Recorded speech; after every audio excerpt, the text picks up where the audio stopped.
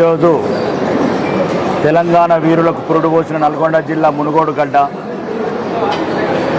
ఈ గడ్డ మీద ఎందరో వీరులకు పురుడు పోసిన ఈ గడ్డకు ముందుగా నాయకు నమస్కారాలు.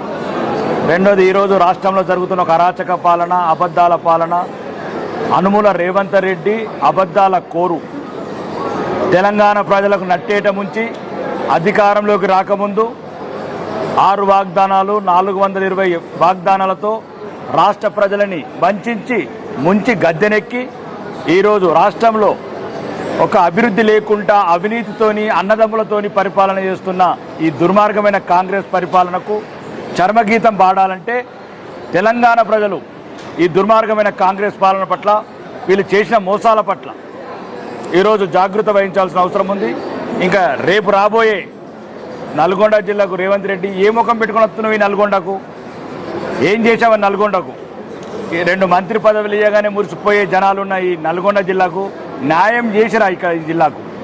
అలాగే తెలంగాణ ప్రజలకు 4000 పెన్షన్ కావచ్చు, 2500 మహాలక్ష్మి కావచ్చు, తులం బంగారం కావచ్చు, విద్యార్థులకు నిరుద్యోగ భృతి కావచ్చు, 2 లక్షల ఉద్యోగాలు కావచ్చు, లేకపోతే మీరు బీసీ డిక్లరేషన్ చెప్పినట్టు 20,000 బడ్జెట్ కావచ్చు. అన్ని రకాలుగా అబద్ధాలు ఆడి ఈరోజు రైతుల వ్యతిరేకం, రైతులని ఎండాకాలంలో ఈ వడ్లు కొనుగోలు చేయకుండా 2 నెలలు ఏడిపించినావు. మళ్ళీ ఈరోజు రకరకాల మోసాలతో ఒక యాప్, తెలంగాణ రైతుల పట్ల గుదిబండైన ఈ యాప్ని యూరియా పట్ల ఈ రకంగా రైతులను ఇబ్బంది పెడుతున్నావు. అన్ని రంగాలుగా విఫలమైన ఈ రేవంత్ రెడ్డి సర్కారుకు రాబోయే రోజులలో తెలంగాణ ప్రజలు సరైన సమాధానం, సరైన జవాబు చెప్తారు. ఇంకా ఈరోజు రాష్ట్రము ఏదైనా పరిపాలన సాగుతుందంటే భారతీయ జనతా పార్టీ కేంద్ర ప్రభుత్వం ద్వారానే. తెలంగాణలో రీజనల్ రింగ్ రోడ్ కావచ్చు, 3 బుల్లెట్ ట్రైన్లు కావచ్చు, కాకతీయ టెక్స్టైల్ పార్క్ కావచ్చు, జైరాబాదు ఇండస్ట్రియల్ పార్క్ కావచ్చు, బీబీనగర్ ఎయిమ్స్ కావచ్చు, లేకపోతే 5 కిలోల సన్నబియ్యం కావచ్చు, నీ ఇందిరా మిల్లకు కేంద్ర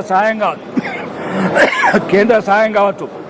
ప్రతి పథకం ఈరోజు కేంద్ర ప్రభుత్వ సహకారంతో నడుస్తుంది.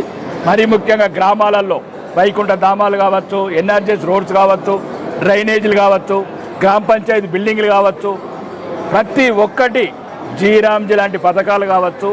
ఈ గ్రామీణ తెలంగాణకు ఒక బలోపేతం చేయడానికి మరియు తెలంగాణ రాష్ట్రానికి బలోపేతం చేయడానికి కేంద్ర ప్రభుత్వం ప్రత్యేకంగా దృష్టి పెట్టింది.